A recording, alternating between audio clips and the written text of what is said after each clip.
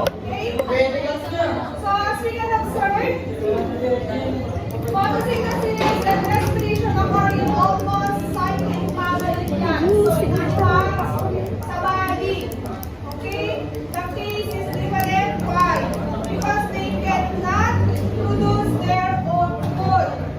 Hence, animals consume plants as a source of energy. Okay? Animals consume plants as a source of energy through a process called cellular respiration. So, ano ang nagagawa ng cellular respiration? Convert the chemical energy in plant sugars into a usable form called ATP. So, animals that eat only plants are called ATP. Wait ko, upload on na lang. Naging kayo din. Kaya, siyempre nakita na ang motibo bang.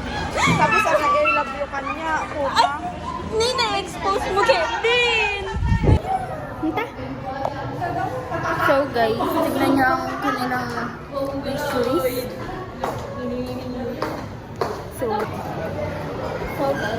Napagod ako. Ang nalito yung bisagto ko na.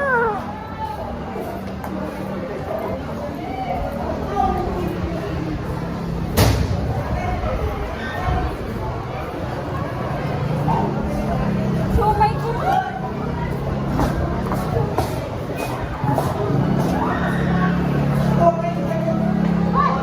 Napandan sa amin ang ginagawa.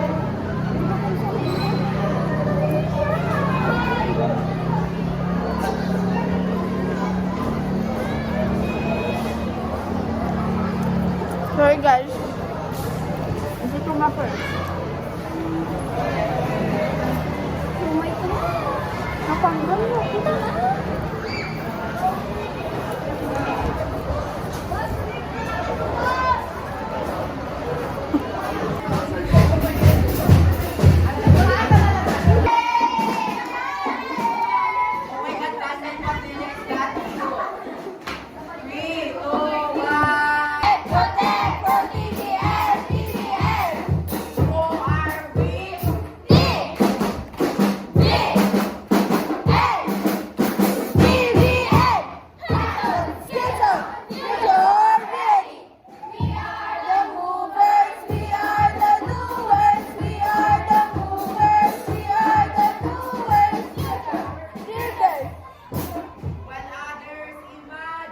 We